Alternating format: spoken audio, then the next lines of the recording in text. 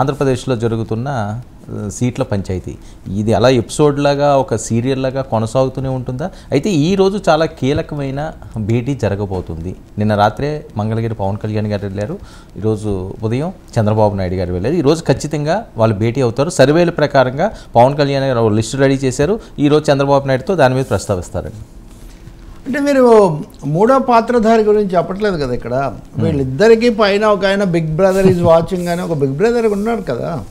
అందులో దాదాపు దేశంలో హోంమంత్రిగా ఉన్న అమిత్ షా మొన్ననే ఆయన విషయమై ఎకనామిక్ టైమ్స్ వాళ్ళ దాంట్లో ఆయన కామెంట్స్ చేశారు, దాని మీద చాలా చర్చ జరిగింది. అందుకని వీళ్ళిద్దరు కలవటం అన్నది మొదటి మెట్టు మాత్రమే. అందుకని వీళ్ళిద్దరు కలవటంతో మీకు ఏదో క్లారిటీ వస్తుంది, సీట్లు తేలుతాయని మీరు ఆశించకండి. తప్పకుండా బీజేపీ దగ్గర ఎలా ఉండాలి అనేది వీళ్ళు మాట్లాడుకోవచ్చు. తర్వాత మీరు చెప్పిన రెండో వాక్యం, రెండో భాగం, పవన్ కళ్యాణ్ ఈరోజు వెళ్తారు, రెండు విషయాలు మాట్లాడతారు అంటే దాంట్లో మనకు క్లారిటీ రావాల్సి ఉంది. అదేంటి, పవన్ కళ్యాణ్ వీళ్ళ మధ్య డీల్ సెట్ చేస్తారా, చంద్రబాబు నాయుడు చేస్తాడా, ఇద్దరిని కలిపి బీజేపీ చెప్తుందా? కాబట్టి పవన్ కళ్యాణ్ ఒక్కరే వెళ్ళి తెలుగుదేశం తరఫున కూడా మాట్లాడేటంత సీన్ తెలుగుదేశం ఇవ్వదు, చంద్రబాబు నాయుడు అంత అవకాశం ఏమీ ఇవ్వరు. ఆయన బీజేపీ దగ్గర కొంత తల వంచి సిద్ధపడతారేమో, కానీ పవన్ కళ్యాణ్ జనసేనను ఒక పరిధి, ఆ పరిధి ప్రకారం వాళ్ళ అవగాహన ప్రకారం వెళ్తారు.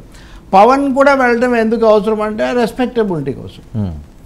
ఆయన వెళ్ళకపోతే అచ్చంగా చంద్రబాబు వాళ్ళే మాట్లాడారు, అంతకుముందు నుంచి ఎన్డీఏలో భాగస్వామిగా ఉన్న ఆయన ఇగ్నోర్ చేశారు, స్టార్ పవర్ స్టార్ ఇవన్నీ ఉంటాయి. కాబట్టి ఆయన వెళ్ళి తన వ్యూ పాయింట్ చెప్పొచ్చు, కానీ క్లించ్ అవ్వడం మటుకు టీడీపీ బీజేపీ మధ్యలో క్లించ్ అయిన తర్వాతే జనసేనకు సంబంధించిన భాగం తేలుతుందని మనం చెప్పొచ్చు. ఇంకా రెండవది, పవన్ కళ్యాణ్ నిన్నే వెళ్ళి తన వాళ్ళతో కూర్చోవటము ఇవన్నీ చూస్తే తప్పకుండా జనసేన టీడీపీ మధ్యలో సమస్యలు ఉన్నాయి. మీరు పంచాయతీ అని మీరు అంటున్నారు, కానీ పంచాయతీ ఉందని వాళ్ళు ఎక్కడైనా ఒప్పుకున్నారా ఇంతవరకు? లేదు. కానీ మీడియాలో అన్ని ఛానల్స్లో కూడా స్టోరీస్ ఇస్తున్నారు, అక్కడ వాళ్ళు మాట్లాడడం వీళ్ళు మాట్లాడడం. జనసేన ఎందుకు, అసలు తెలుగుదేశంలోనే విజయవాడ లాంటి చోట ఆ పార్టీకి చెందిన వాళ్ళు అటు ఇటు మాట్లాడుతున్నారు. రాజమండ్రి అనండి, విజయవాడ అనండి, అనకాపల్లి అనండి, లేకపోతే భీమిలి అనండి, చాలా చోట్ల. అందువల్ల పరిస్థితి ఇంకా అసలు కొలిక్కి రాలేదు, సర్దుకోలేదనడానికే కాకుండా సమయం చాలా పడుతుంది. ఈ రోజుతో వచ్చేదేమి స్పష్టత ఏమి ఉండదు. మూడవది, పురంధేశ్వరి నిన్న మాట్లాడారు, బీజేపీ అధ్యక్షురాలు. ఆమె దాదాపు ఒకటే రామనామం తారక మంత్రంలాగా ఒకటే పొత్తు అధిష్టానం చూసుకుంటుంది అని, అంటే ఏమీ తేలలేదనే కదా ఆమె కూడా చెప్తుంటా. అందువల్ల ఇది కొంత ప్రాసెస్ సుదీర్ఘంగానే జరగబోయేటట్టుగా ఉంది. అంటే సర్వేల ఆధారంగా అభ్యర్థుల్ని నిర్ణయిస్తున్నారట. సర్వేలను అభ్యర్థులు ఆక్షేపించడం మీరు చాలా స్పష్టంగా చూడవచ్చు. ఆ సర్వే కాదు ఈ సర్వే చూడండి. ఇప్పుడు రాష్ట్ర పార్టీల లెక్కలోనే రకరకాలుగా ఉంటే సర్వే వచ్చింది కాబట్టి మా పార్టీయే గెలుసు. ఉదాహరణకు జనసేన గెలవదని తెలుగుదేశం సర్వే చేసిందంటే జనసేన ఒప్పుకుంటుందండి? లేదు. ఇక్కడ తెలుగుదేశానికి పూర్తి వ్యతిరేకత ఉందని జనసేన చెప్తే తెలుగుదేశం ఒప్పుకుంటుందా? వీళ్ళిద్దరు చెప్పింది బీజేపీ ఒప్పుకుంటుందా? విశాఖపట్నాన్ని మీరు ఉదాహరణగా తీసుకోండి. విశాఖపట్నం మీద ముగ్గురికి కూడా వాళ్ళ ధ్యాస వాళ్ళకి ప్రత్యేకంగా ఉంది. ఒక కొలిక్కి వస్తుందా, గంటా శ్రీనివాసరావు అక్కడ ఉంచుతారా, మళ్ళీ మారుస్తారా? లేదు. పవన్ కళ్యాణ్ అక్కడే పోటీ చేస్తారా? ఇప్పుడు జేడీ లక్ష్మణ్ కూడా ఆయన ఇందులో లేరు, కానీ ఆయన కూడా ఒకరు ఉన్నారు. బీజేపీ టీడీపీ మధ్యలో అక్కడ బాలకృష్ణ అల్లుడికి అది ఆ సీట్ వస్తుందా, లేకపోతే ఇంతకుముందు జీవీఎల్ అనుకున్నది ఇప్పుడు ఈమెకు వస్తుందా, ఈమె మళ్ళీ రాజమండ్రికి వస్తారా? ఎన్ని ప్రశ్నలు ఉన్నాయి ఇక్కడ. ఏది ఇవన్నీ ఫస్ట్ స్టేజ్లో ప్రశ్నలు, ఇంకా సెకండ్ స్టేజ్లోకి వెళ్ళనే లేదు. అందుకనే చాలా చిక్కులమయంగానూ అస్పష్టతలతోనూ ఉంది. అసమానతలు ఉన్నాయి దీంట్లో. అన్ఈక్వల్ మైత్రి ఇది, అసమానతల మైత్రి. అంటే మూడు పార్టీల మధ్యలో వాటి నేపథ్యము, వాటి పద్ధతి అవన్నీ చాలా పూర్తి డిఫరెంట్. బీజేపీ ఏమో అచ్చంగా మోదీ, అమిత్ షా, నడ్డా ఆ త్రిమూర్తులు జాతీయ స్థాయిలో వాళ్ళు చూసి వైసీపీని టీడీపీని బ్యాలెన్స్ చేసి వాళ్ళు చేస్తారు. తెలుగుదేశం చంద్రబాబు నాయుడు పూర్తిగా ఆయన మొన్నే ప్రకటించారు కదా మురళీమోహన్ స్వర్ణోత్సవ సభ. నిజం చెప్పాలంటే మన మామూలు మీడియా కూడా కొంచెం మిస్ అయిందని చెప్పాలి. చంద్రబాబు నాయుడు జైల్లో ఉన్నప్పుడు గ్రాటిట్యూడ్ అని ఒక పెద్ద సభ పెట్టి అక్కడ దాదాపు నేను మొన్న మురళీమోహన్ దాన్ని కొనసాగింపుగా మీరు భావించవచ్చు. అక్కడ దాదాపు 50 సంవత్సరాలు పాపం మురళీమోహన్ నిబద్ధత కలిగిన తెలుగుదేశం నాయకుడు కాబట్టి మాజీ ఎంపీ, ఆయనకేం పెద్ద సమస్య లేదు. నేను అంటుంది ఇతర scene, political scene, Venkaiah Naidu గారు, సుజనా చౌదరి గారు, తుమ్మల నాగేశ్వరరావు గారు, చంద్రబాబు నాయుడు గారు, రఘురామకృష్ణరాజు గారు, సో వీళ్ళంతా మన జైత్రయాత్ర ప్రారంభమైందని చెప్పారు చంద్రబాబు నాయుడు. రాజకీయాలు నేను మాట్లాడను అంటూనే జైత్రయాత్ర మళ్ళీ మొదలవుతుంది మనది అని చెప్పారు. దానికి తగినట్టే వెంకయ్య నాయుడు దగ్గర నుంచి తుమ్మల నాగేశ్వరరావు వరకు అందరూ చంద్రబాబు, ఆయన దార్శనికత వగైరా చెప్పారు. అంటే అందుకే అప్పుడు ఆయన పరోక్షంగా ఆయన అభిమానులు అప్పుడు గ్రాటిట్యూడ్ సభ జరిపితే, ఇప్పుడు ఆయన బయటికి వచ్చి బీజేపీకి దగ్గరై తన విజన్ కొద్దిగా ఎన్నికల విజన్ దీర్ఘకాల అది కొంచెం ముందుకు నడిచింది కనిపించింది. ఆయన ఒక స్టేట్మెంట్ ఇచ్చారు. ఏమని? ఇప్పటి వరకు ఏంటి తెలుగు వాళ్ళకు ఎన్టీ రామారావు వాళ్ళ గుర్తింపు వచ్చింది, చంద్రబాబు వాళ్ళ అభివృద్ధి దక్కింది, ఇది కదా టీడీపీ మంత్రం. ఇప్పుడు ఈయన ఈ రెండింటిని చెప్తూ మోదీ గారి వల్ల అంతర్జాతీయంగా భారతదేశానికి గుర్తింపు వచ్చింది, సో మేమందరం కలిసాము. ఎటు తిరిగి చంద్రబాబు వాళ్ళ తెలుగు వాళ్ళకు గుర్తింపు, మోదీ వాళ్ళ భారతీయులకు గుర్తింపు. అంతకుముందు భూగోళంలో ఆ మ్యాప్లో అసలు భారతదేశం లేదు, భారతీయులు లేరు, గాంధీ గారు లేరు, నెహ్రూ గారు లేరు, లేడు, పుచ్చలపల్లి సుందరయ్య లేడు, రావినారాయణ రెడ్డి లేడు, ఎవ్వరు లేరు. నిజంగా అండి, ఒక చరిత్రను అధ్యయనం చేసిన వ్యక్తిగా, దీర్ఘకాలం పాటు రాజకీయాలు లేకపోతే వీటన్నిటిలో ఉన్న మనిషిగా చాలా ఆశ్చర్యం కల్పిస్తుంది. Respecting Chandrababu Naidu is different from too much of excessive glorification. వచ్చి అన్నీ ఆయన వల్లే జరిగాయి. అసలు ఈ భూమండలం అప్పుడు బసవపన్న గారు అనేవాడు సూర్యుడు ఎందుకు తిరుగుతున్నాడు నా వల్లే అన్న స్థాయిలో కనుక మాట్లాడితే, మోదీ గారు రాకముందని నేను మీకు ఒక మాట చెప్తా వర్మ, మామూలుగా మనం చర్చలు రాము. నెల్సన్ మండేలా వచ్చినప్పుడు విపి సింగ్ గవర్నమెంట్ ఉంది, ఆయనకి ఇక్కడ సన్మానం చేశారు. ఆయన అప్పుడు ఒక ఇంటర్వ్యూ ఇచ్చాడు. ఏమి ఇచ్చారు తెలుసండి? యునైటెడ్ నేషన్స్లో జవహర్లాల్ నెహ్రూ ఉంటే మేమంతా థర్డ్ వరల్డ్ కంట్రీస్ వాళ్ళమంతా క్యూ కట్టాము ఆయన కలుసుకోవటానికి అని చెప్పాడు. That is the prestige and honour India enjoys.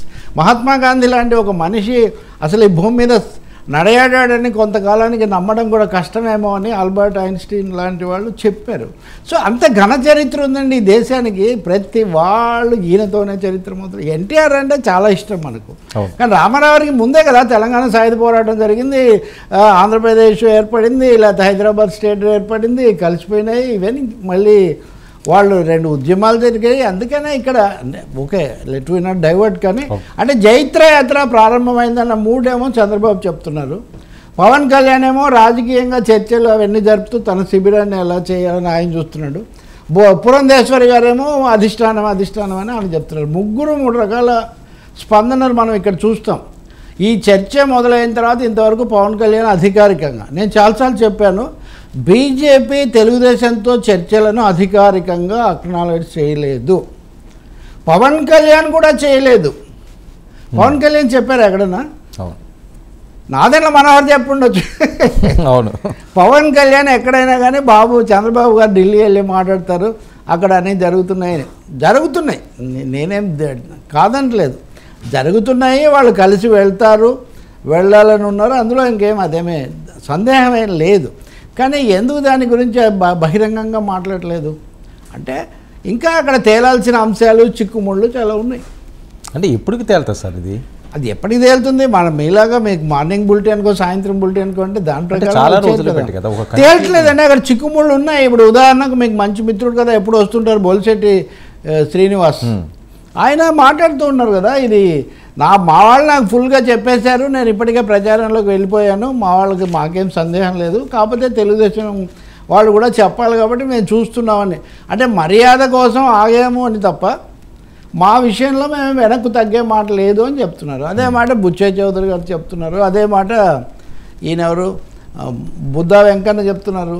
So ఇప్పుడు మీరు పంచాయతీలు ఇవి నిజం చెప్పాలంటే తెలుగుదేశం నుంచి కానీ జనసేన నుంచి కానీ కొంతమందికి గ్రీన్ సిగ్నల్ ఇచ్చి మీరు వర్క్ చేసుకోండి అని చెప్పారట సార్. వాళ్ళకు వాళ్ళు ఇచ్చారు, వీళ్ళకు వీళ్ళు ఇచ్చారు. వీళ్ళిద్దరూ కలిసి ఉన్నప్పుడు ఇద్దరు కలిసి ఇవ్వలేదు. That's the point. ఇద్దరు ఇచ్చిన తర్వాత కదా పొత్తులు సీట్లు కూటమి అన్నప్పుడు ముందుకెళ్ళేది. ఇద్దరు కాకుండా లేట్ ఎంట్రెంట్ థర్డ్ మూడో భాగస్వామి అయిన బీజేపీ గురించి అసలు అధికారికంగానే లేదు. మొన్న అమిత్ షా మాట్లాడిన దాని గురించి కూడా నేను చెప్పాను. ఇటువైపు మీడియాలోనేమో అమిత్ షా ఆంధ్రప్రదేశ్ చర్చలు జరుగుతున్నాయని చెప్పాడు, తొందరలో తేలుతుందన్నాడని వీళ్ళు చెప్పారు. అటువైపు వాళ్ళేమో ఏమీ చెప్పలేదు, నిరుత్సాహం కలిగించారు. ఇంకా నిజంగా అమిత్ షా ఏం చెప్పలేదు, ఆంధ్రప్రదేశ్ పేరు ఎత్తలేదు.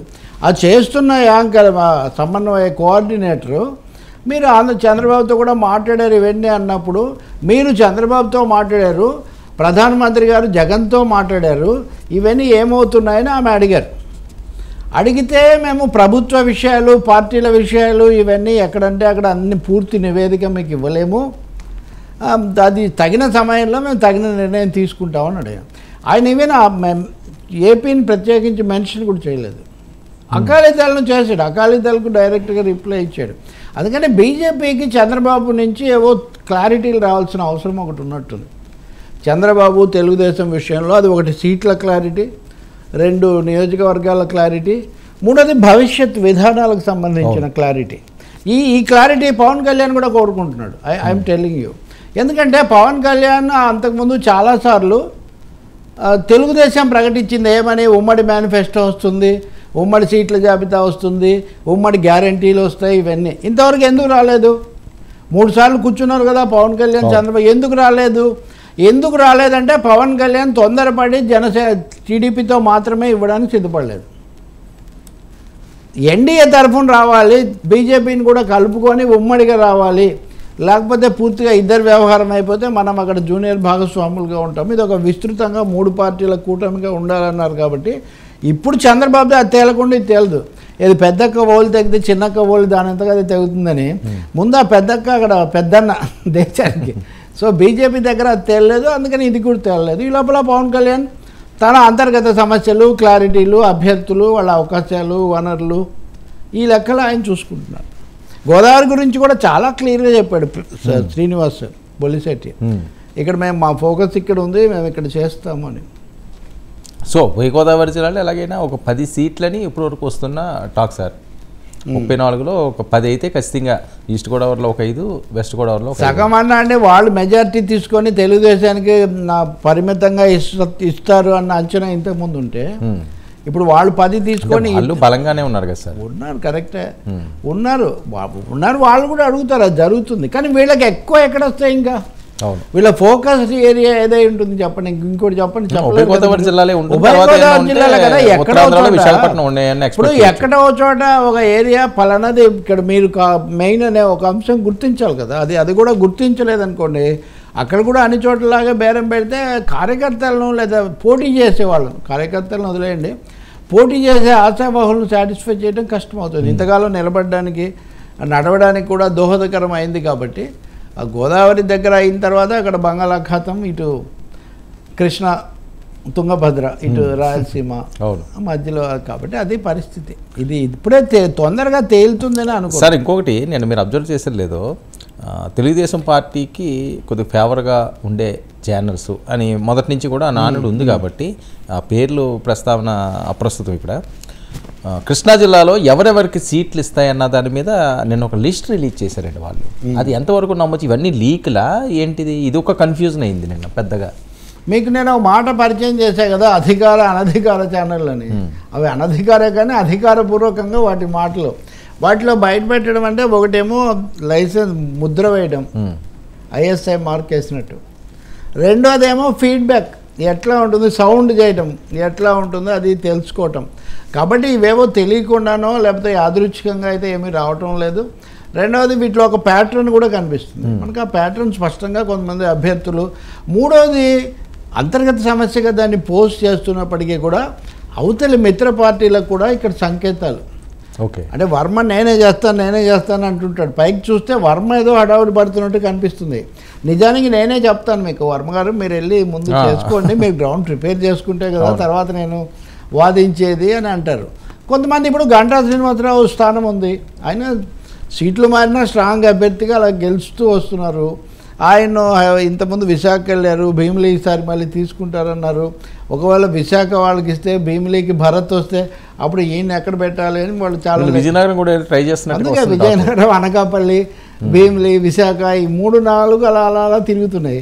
నిన్న బుద్ధా వెంకన్న ఏమంటున్నాడు, నాకు విజయవాడ అది రాకపోతే కనుక నేను అనకాపల్లి నుంచి ఎంపీ చేస్తాను. అంటే ఎక్కడి నుంచి ఎక్కడికి పెట్టాడు చూడండి మీరు. అక్కడ ఉన్న వాళ్ళే అక్కడే తెలుగుదేశానికి జనసేనకు అనేది తేలకపోతే ఇప్పుడు బుద్ధా వెంకన్న ఇక్కడి నుంచి వస్తానంటే ఇవన్నీ కూడా కావాలని ఒక విధంగా అవతరాలను హుషారు చేయడానికి, కొంత చర్చ జరగడానికి, అది కాదులే మీకు ఇది ఇస్తాము అని నాయకత్వం నుంచి ఒక వర్డ్ తీసుకుందామని. అందుకనే మీరు కొంచెం ఫ్లాష్ బ్యాక్లోకి వెళ్తే అక్కడ సీట్ల చర్చలు, అసమ్మతులు, పార్టీ మార్పిళ్ల గురించి సంతోషించడం సరే, రేపు వీళ్ళు ఒక్కసారి మొదలు పెట్టాక ఇవన్నీ స్పష్టమవుతాయని మనం అనుకుంటూ వస్తుంది కదా. ఆ అధ్యాయమే ఇప్పుడు మనం చూస్తున్నాము. బీజేపీ తేల్చట్లేదు. అంటే ఏంటి సార్ వాళ్ళకి ఇంత లేట్ చేయాల్సిన అవసరం ఏంటి? వాళ్ళకి లోక్సభ కూడా కావాలి, అవసరం లేదు. వాళ్ళకు పొలిటికల్ సర్టనిటీ కావాలి. వాళ్ళకి రాజకీయంగా మేము మీకు పూర్తిగా లోబడి ఉంటాం, మాకేం సమస్యలు ఉండవు. పైగా ఇంతకుముందు కంటే ఎక్కువ శాతం సీట్లు అడుగుతున్నారు వాళ్ళు, ముఖ్యమైన స్థానాలు కూడా అడుగుతున్నారు. వాటికి చంద్రబాబు సిద్ధపడాలా వద్దా ఆలోచిస్తున్న పరిస్థితి. ఆయనకు వేరే ఆప్షన్ కూడా ఏం లేదు. ఎట్టి పరిస్థితుల్లో మనం బీజేపీతో వెళ్తేనే మనకు భవిష్యత్తు అనేది ఉన్నది. రెండోది సీట్ల గురించి, ఓట్ల గురించి కూడా ఆయనకు సందేహాలు ఉన్నాయి. అంటే మీటింగుల్లో జైత్రయాత్ర అని చెప్పొచ్చు, కానీ ఓట్ల దగ్గరికి వెళ్ళేసరికి మ్యాక్సిమం యూనిటీతో పోతే తప్ప మనం గట్టెక్కలేమని. ఇంకొక చిన్న మాట కూడా ఉంది. నేను ఏదో వేరే సందర్భంలో కూడా చాలామంది కలుస్తున్నారు, అలాగే బయట మామూలు వాళ్ళు కూడా. అదేంటంటే రూరల్ బెల్ట్ ఇప్పటికి కూడా వైసీపీకి ఉంది. అవును. సో రూరల్ ఓటింగ్ అక్కడే ఉన్నప్పుడు అర్బన్ ఓటింగ్ అనేది తనకు రావాలి. చంద్రబాబు నాయుడు ప్రధానంగా అర్బన్ ఓటింగ్ మీద ఆధారపడాలి. ఉద్యోగులు, వ్యాపారులు, వీళ్ళు అసంతృప్తి, వీళ్ళు రావాలంటే బీజేపీ హెల్ప్ఫుల్ అనేది ఆయన అంచనా. ముందు నుంచి బీజేపీకి కొంచెం అర్బన్ ఓరియంటేషన్ ఎక్కువనే చంద్రబాబు నాయుడు గారికి.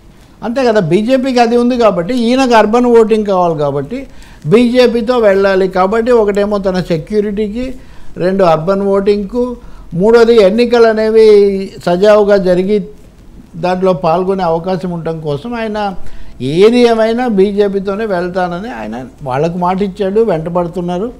కానీ అమిత్ షా అక్నాలెడ్జ్ చేయకపోతే ఆయన ఏం చేస్తాడు?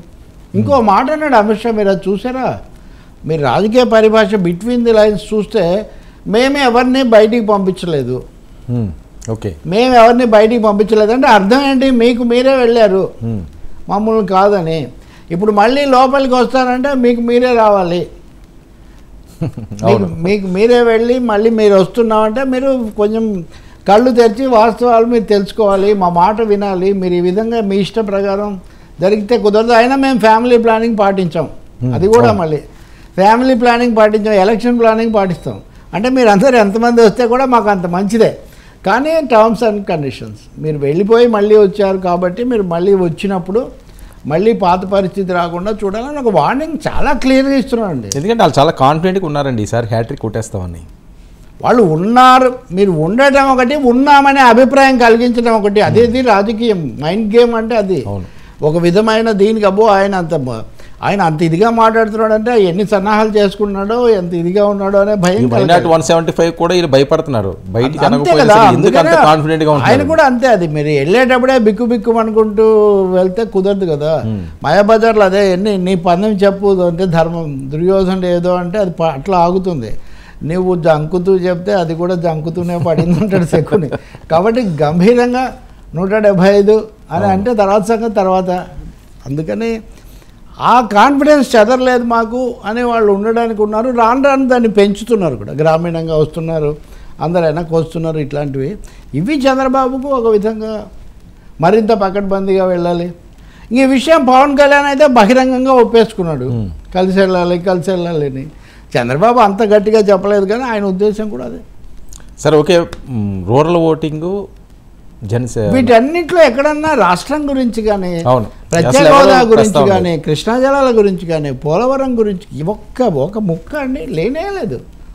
ఎంతసేపటికి వాళ్ళకి కావాల్సిన సీట్లు ఇచ్చి మాకు కావాల్సిన అధికారం తెచ్చుకోవడం, సింపుల్ ఫార్ములా చంద్రబాబు నాయుడు. పవన్ కళ్యాణ్కు ప్రాతినిధ్యం, బీజేపీ కేంద్రం, మాకు మళ్ళీ రాష్ట్రం. ఈ 3 పాయింట్ ఫార్ములా పెట్టుకొని ఆయన వర్కౌట్ చేస్తున్నాడు. కానీ ఇంకా మోదీ గారు అమిత్ షా గారు దానికి స్టాంప్ వేయట్లేదు, అసలు కలిసామనే ఒప్పుకోవట్లేదు.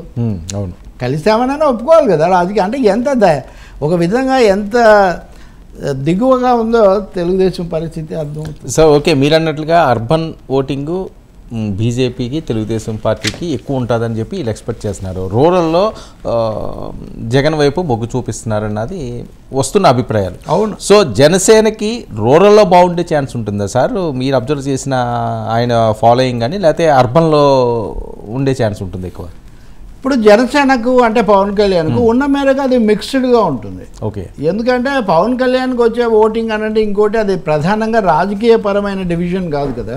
ఇప్పుడు చంద్రబాబు పట్ల అభిప్రాయం, జగన్ పట్ల అభిప్రాయం, లేదా కాంగ్రెస్ పట్ల ఈ అభిప్రాయాలు స్థిరంగా ఉన్నాయి, వాటికి అనుభవాలు ఉన్నాయి. పవన్ కళ్యాణ్ ఇంకా అన్టెస్టెడ్ క్యాండిడేట్ అంతే కదండి, లీడర్.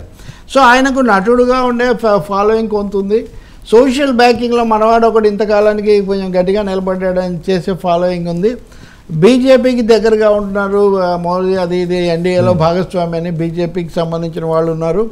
జనరల్గా జగన్ మీద వ్యతిరేకతను గట్టిగా జగన్ను బాగా అటాక్ చేస్తున్నాడు కాబట్టి జగన్ ఈయన స్టార్ అట్రాక్షన్, పవర్ స్టార్ ఇవన్నీ కూడా ఉన్నాయి. తెలుగుదేశం కలయిక వల్ల కొంత అందుకని ట్రాన్స్ఫర్ అవుతాయా లేదా అది ఎట్లా ఉన్నా ఈ 4 రకాల మటుగా ఆయనకు ఉన్నాయి కదా. సో పవన్ కళ్యాణ్ది మిక్స్డ్గా ఉంటుంది. పవన్ కళ్యాణ్ది మిక్స్డ్గా ఉంటుంది. ఇప్పుడు సంక్షేమ పథకాల కోసమో ఇంకో దానికోసమో పవన్ కోట్లు వేసేవాళ్ళు పెద్దగా ఉండరు. అటు వ్యతిరేకత, ఆయన మీద అభిమానం, ఈ 2 కారణాల వల్ల వేస్తారు. జగన్ విషయానికి వచ్చేసరికి ఇప్పుడు తాము పొందుతున్న ప్రయోజనాలు, ఇంతకుముందు తమకు వచ్చినవి, రేపు ఏం జరుగుతుందని అంచనా, వీటిని బట్టి వాటిని కాపాడుకునే సెక్షన్ ప్రధానంగా ఓటేస్తుంది. అంటే 2,52,000 కోట్లు ఏదో చెప్తుంటాడు కదా ఆయన. బటన్ నొక్కడం అనేది కామెంట్ చేసేటప్పుడు ఒక విధంగా తేలిగ్గానో హాస్యంగానో విమర్శగానో మనం చేయొచ్చు, కానీ ఆ బటన్ నొక్కి ఆ డబ్బులు వస్తే దాంతో అదో ఏదో కొనుక్కోవచ్చు, బతికేయచ్చు అని భావించే వాళ్ళు చూసే తీరు వేరుగా ఉంటుంది. డబ్బు విలువ అనేది ఆర్థిక సిద్ధాంతం కూడా అంతే. డబ్బు విలువ అనేది మీ వినియోగ విలువ మీద, మీ వినియోగానికి అది ఎంత ఉపయోగపడుతుంది అన్న దాని మీద ఆధారపడి ఉంటుంది. అవి వస్తున్నాయి సర్టన్గా, ఇంకేవి వచ్చినా రాకపోయినా అని భావించే సెక్షన్ ఒకటి ఉంది. అందుకే ఎవరేమన్నా దాన్నే ఆయన స్ట్రెస్ చేస్తుంటాడు, ఆ పనులే చేస్తుంటాడు. సార్ ఒక విషయం, 175 నియోజకవర్గాల్లో అర్బన్ నియోజకవర్గాలు, రూరల్ నియోజకవర్గాలు కంపేర్ చేసుకుంటే ఎంతున్న ఏది ఎక్కువ శాతం సార్? ఖచ్చితంగా ఓటింగ్ ఎప్పుడు రూరల్ ఓటింగ్ ఎక్కువగా ఉంటుంది. ఓటింగ్ శాతం గురించి కాదు, నియోజకవర్గాలు ఓవరాల్గా రూరల్ ఎక్కువ ఉంటాయి. ఓకే, రూరల్ ఎక్కువ ఉంటాయి. రెండవది అర్బన్లో కూడా రూరల్ సెక్షన్స్ ఉంటారు. ఇప్పుడు వలస వచ్చిన వాళ్ళు ఉంటారు, పని చేసుకొని బతికే వాళ్ళు ఉంటారు, అవును, లేకపోతే పూర్ డౌన్ ట్రాడన్ సెక్షన్స్ అనే చోట్ల ఒకటే ఉంటారు. సో వాళ్ళు కూడా ఆ కోణంలోకి వస్తారు. నేను అనేది నియోజకవర్గాల డివిజన్ అంటున్నాను. రూరల్లో 175లో ఒక 90 రూరల్లో నియోజకవర్గాలు ఉంటాయా, లేకపోతే ఒక 80 ఎన్నో అర్బన్ ఉంటాయా, ఆ టైప్లో ఏమన్నా ఎప్పుడన్నా చూడాలి. రూరల్ ఎక్కువ ఉంటాయి, రూరల్ ఎక్కువగా ఉంటాయి. తర్వాత సెమీ అర్బన్ ఇట్లాంటివి కూడా కలుపుకుంటే కొంచెం 60-40 అట్లా.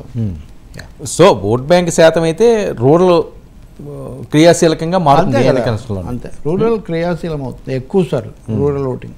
అందుకనే మీరు చూస్తే అసలు ఎవరు ముఖ్యమంత్రిగా ఉన్నా మున్సిపాలిటీలకు వచ్చేసరికి కొంచెం తేడా వస్తుంటుంది. కొంచెం ప్రతిపక్షాలకు 50% వస్తాయి, కానీ ఎస్టాబ్లిష్మెంట్కు పంచాయతీలు ఇవన్నీ మీరు బెంగాల్లో సిపిఎం 35 ఏళ్ళు పాలించినప్పుడు కూడా పంచాయతీల్లో 80%-70% కూడా వాళ్ళకి వచ్చేవి. అదే మీ కలకత్తా మెట్రోపాలిటన్ ఇట్లాంటి చోట కొంచెం ప్రతిపక్షానికి యాంటీ ఎస్టాబ్లిష్మెంటు, అంటే వ్యాపార వర్గాలు, బిల్లులు, లెక్కలు, ఉద్యోగులు, వాళ్ళకి సంబంధించిన అంశాలు ఇట్లాంటివి అర్బన్లో ఎక్కువగా ఉంటాయి. రోడ్లు ఇవన్నీ. సో జనసేన ఏ రకంగా నిర్ణయం తీసుకోవాలి ఏంటన్నది మోదీ గారిని కలిసిన తర్వాత, ఢిల్లీ ప్రయాణం తర్వాతే ఏదైనా ఒక క్లారిటీ వచ్చింది? లేదు, ఆయన పవన్ కళ్యాణ్ నిర్ణయాలు అవి ఆయనకు స్థిరంగానే ఉన్నాయి. తెలుగుదేశము ఇప్పుడు అది తేలకపోతే ఇది తేలదు, ఇది తేలకపోతే వెళ్తారు. వెళ్ళి తన ఎగ్జిస్టెన్స్ కూడా తన ఇది కూడా చూపించుకోవాలి కదా. ఎంతసేపటి చంద్రబాబు వెళ్ళి మాట్లాడొచ్చాక చిన్న తమ్ముళ్ళలాగా ఫాలో అవటం కాదు కదా. తను కూడా వెళ్ళి, రెండవది పవన్ కళ్యాణ్ ఏమనుకుంటాడని కాదు, ముందు ఆయన అభిమానులు, ఆయన పార్టీ ఎక్స్పెక్ట్ చేస్తుంది respectable standing and place before prime minister. And prime minister కాకపోయినా నడ్డా అట్లీస్ట్ బీజేపీ ముందు ఇప్పుడు 3 భాగస్వాములు అన్నప్పుడు ఒక ఆయన అన్నీ నిర్ణయిస్తాడనేది ఎలా కుదురుతుంది? ఆ పరిస్థితి కాదు కదా ఇక్కడ. రెండోది పవన్ కళ్యాణ్ అంత ఇన్సిగ్నిఫికెంట్ క్యాండిడేట్ కాదు, అప్రధానమైన వ్యక్తి కాదు. ఆయనకి సీట్లు వచ్చి ఉండొచ్చు, ఓట్లు వచ్చి ఉండొచ్చు, లేదు ఓడిపోయి ఉండొచ్చు. ఏమైనా ఓడిపోయినా కానీ ఆయన పవర్ స్టారే కదా. అవును, ఓడిపోయాడు కాబట్టి అదొకటి ఉంటుంది. ఓడిపోయినా పవర్ స్టార్, ఆయన చూడడానికి జనం వస్తారు కదా ఇప్పటికి కూడా. కాబట్టి సార్ ఏంటి షర్మిల గారు డైరెక్ట్గా రోజా మీద నేను ఒక బాణం ఎక్కువ పెట్టాడు నాగర్లోని. బాగా పండాలంటే ఆ మాత్రం అట్లాంటివి పడాలి కదా. ఆవిడ మాట్లాడింది అంటే ఐరన్ లెగ్ అని కూడా ప్రస్తావించిన సందర్భం, మా తండ్రి గారిని పంచి లోడ తీస్తాను అని చెప్పి మాట్లాడేవని చెప్పి అంత డైరెక్ట్గా అటాక్ చేస్తున్నారండి.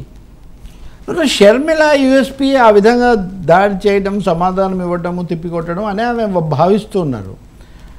వాస్తవంగా మహిళలు ఒకరినొకరు ఇలా అనుకోవటం కూడా, అది కూడా ఇప్పుడు వచ్చిన అదే మీరు ఇందాక ప్రస్తావించిన దాని గురించి ఇది తీసుకొచ్చారు. నిజంగానే నిన్న మేము న్యాయమూర్తులు, సంపాదకులు, తర్వాత వీళ్ళందరితో ఒక సమావేశం జరిగింది. అక్కడ తెలుగు రాష్ట్రాల్లో భాష అనేది బాగా ముఖ్యంగా ప్రసార సాధనాల్లో, తర్వాత రాజకీయాల్లో, అంతకుముందు ఏమో ఏపీలో ఎక్కువ, తెలంగాణలో తక్కువ అనేవాళ్ళు. కానీ మొన్న కేసీఆర్, రేవంత్ రెడ్డి అది చూసిన తర్వాత, ముఖ్యంగా రేవంత్ రెడ్డి కూడా ముఖ్యమంత్రి, మాజీ ముఖ్యమంత్రి గురించి వాడిన భాష, బీఆర్ఎస్ ఇవన్నీ అయ్యాక పెద్ద తేడా ఏముంది, ఇంచుమించుగా ఉంది. కాబట్టి ఇందులో ముఖ్యంగా మహిళలను కించపరచడము, వాళ్ళ మూలాలు ఏమని చెప్పడము, లేకపోతే ఆఖరికి ఎవరెవరికి పుట్టారు లాంటి చర్చలు, ఇవన్నీ కూడా చాలా జుగుప్సాకరంగాను, చాలా అసభ్యంగా కూడా తయారవుతూ ఉన్నాయి. వీటిని రాజకీయ పార్టీలు, పాలక పార్టీలు పని కట్టుకొని ప్రోత్సహిస్తున్న పరిస్థితి కూడా ఉంది. ఇది నేను అన్నాను అదే, ఇప్పుడు ఎన్టీఆర్ పెళ్ళి అయినప్పుడు చర్చ చేశారు, పవన్ కళ్యాణ్ పెళ్ళిళ్ళ గురించి చర్చ చేశారు, షర్మిల గురించి చేశారు. ఇదే షర్మిల గారు 2019లో వైసీపీకి చాలా ముఖ్యంగా ఉన్నప్పుడు కూడా ఆమె పోలీస్ స్టేషన్కి వెళ్ళి ఫిర్యాదు చేశారు, కేసులు పెట్టారు. మళ్ళీ ఆమె అంటే ఎటు తిరిగి మహిళలను టార్గెట్గా చేసి కుటుంబాలను పెట్టి ముందు పెడుతున్నటువంటి ఇది. కానీ రెండవది, నాయకులు తమ స్థాయి, తమ నేపథ్యం, ప్రజలు తమ నుంచి ఆశించేది మర్చిపోయి తిట్టుకోవడం. కానీ అసలు తిట్టే ఇక్కడ బిగ్గెస్ట్ అట్రాక్షన్, తిట్లు బూతులే ఒక అట్రాక్షన్ అని వచ్చిన ఈ పరిస్థితి అయితే మారాల్సిన అవసరం చాలా ఉంది. దీనివల్ల రెండు విషయాలు, రాజకీయ అంశాలు, నిజమైన సమస్యలు పక్కకి వెళ్ళిపోతున్నాయి. రెండవది, విలువలు కూడా క్షీణిస్తున్నాయి. అందువల్ల ఈ తిట్ల పురాణాలు అనేవి ఆపాల్సిన అవసరం చాలా ఉంది. ఈ మేరకు మనము మీడియా కూడా చెప్పాలి. మీడియాను కూడా ఒకవేళ వాళ్ళు నోరు జారినా కానీ దీన్ని ఆపేటటువంటి పరిస్థితి తీసుకురావాలి. ఇందులో నా తప్పు కాదు, నా తప్పు కాదు, ముందు వాళ్ళు మొదలు పెట్టారు, ముందు వీళ్ళు మొదలు పెట్టారు, ఎవరు మొదలు పెడితే ఉంది, ఎవరు కొనసాగిస్తే ఉంది. కానీ వినడానికి మటుకు ఇదంతా చాలా అదే, నేను కవి చెవిడ పద ఒకటి ఉంది, నీతులకేమి ఒకించుగా భూతాడక దొరకు నవ్వు పుట్టదు సభలో, నీతులు బూతులు లోకఖ్యాతులు కుందవరపు కవి చెవిడప్ప అని నాకు పాట రాశాడు. మనం మాట్లాడేవన్నీ నీతులు, వాడేవన్నీ బూతులు. దీని నుంచి బయటికి రావాల్సిన అవసరం ఉంది. ఇప్పుడు ఐరన్ లెగ్ థియరీ ఏంటండి అది? ఉదాహరణకు ఆమె ఐరన్ లెగ్ కాదు, ఈమె ఐరన్ లెగ్ కాదు, ఉభయలు కూడా మా రాజకీయ నాయకులు వాళ్ళ పద్ధతుల్లో, వాళ్ళ జీవిత నేపథ్యాలతో ముందుకు వెళ్ళిపోతుంటారు. అందుకని వీళ్ళని కూడా ఉపయోగిస్తున్నారు. వీళ్ళ భాష బాగుందని కాదు, ఇప్పుడు షర్మిలని అనడాన్ని ఖండిస్తే షర్మిల భాష బాగుందని కూడా కాదు, కొన్నిసార్లు ఆమె కూడా తీవ్రమైన పదాలు వాడుతున్నారు. ఇది సమస్య భాషకు సంబంధించింది కూడా కాదు, భావాలకు సంబంధించినటువంటిది, మహిళలను ముందు పెట్టుకోవడానికి సంబంధించినటువంటి సమస్య. దీన్ని ప్రధాన పార్టీలన్నీ దీన్ని ఆలోచించాలని చెప్పి మనం విజ్ఞప్తి చేయాలి. అలాగే మీ మీద కూడా, మీ మీద అంటే ఐ మీన్ ఛానల్స్ వాటిలో డిస్కషన్స్కి వచ్చేవాళ్ళు, వీటన్నిటిలో కూడా ఒక విధమైన దుర్భాషలు, ఒకరినొకరు ఎక్కువగా రెచ్చిపోవడాలు ఇవి కాదు కదా. జనం విషయాలు కోరుకుంటున్నారు. మేము ఇప్పుడు కిందకి వెళ్తే ఎవరి దగ్గర, ఆ క్యాబ్ ఆయన దగ్గర నుంచి ఆఫీసులో ఉండే వాళ్ళ వరకు ఏంటి సార్ ఏమవుతుంది, లేకపోతే ఏం జరుగుతుంది, ఇలా తెలుసుకోవాలనుకుంటున్నారు. కానీ మీరు తిట్టుకోవాలనుకోవట్లేదు. ఇదే సినిమాల్లో, ప్రసార సాధనాల్లో పెరుగుతుంది. సో దీని నుంచి బయటికి రావాల్సిన అవసరం ఒకటి ఉంది తప్పకుండా. అంటే ఎన్ని మీటింగ్లు పెట్టుకున్నా, లేకపోతే జడ్జెస్ స్థాయి వాళ్ళు దీని మీద చర్చించుకున్నా ఇది ఆగే పరిస్థితి కనిపిస్తుందా? శృతి మించిపోలేదు. అది కూడా వచ్చింది. అది కూడా నిన్న చలమేశ్వర్ గారు సుప్రీంకోర్టు మాజీ న్యాయమూర్తి, అలాగే ఉమ్మడి రాష్ట్రంలో హైకోర్టుగా ఉన్న జస్టిస్ రఘురాము, ఇంకా చాలామంది మన రామచంద్రమూర్తి గారు, శ్రీనివాస్ గారు, నేను, ఇంకా మన శ్రీధర్ మాడపుష్టి, చాలామంది ఉన్నారు అక్కడ. అందే శ్రీ మొన్నే ఆయన పాటను తెలంగాణ గీతంగా కూడా పెట్టారు కదా. ఎంఎస్కే విజయ్ కుమార్, రామచంద్రమూర్తి ముఖ్యంగా ఇది చేశారు. సుజాతారావు గారు, కేఎల్ రావు అమ్మాయి, ఉండవల్లి అరుణ్ కుమార్ కూడా ఉన్నారు, ఎందుకు ఆయన కూడా వచ్చారు, చాలామంది ఉన్నారు.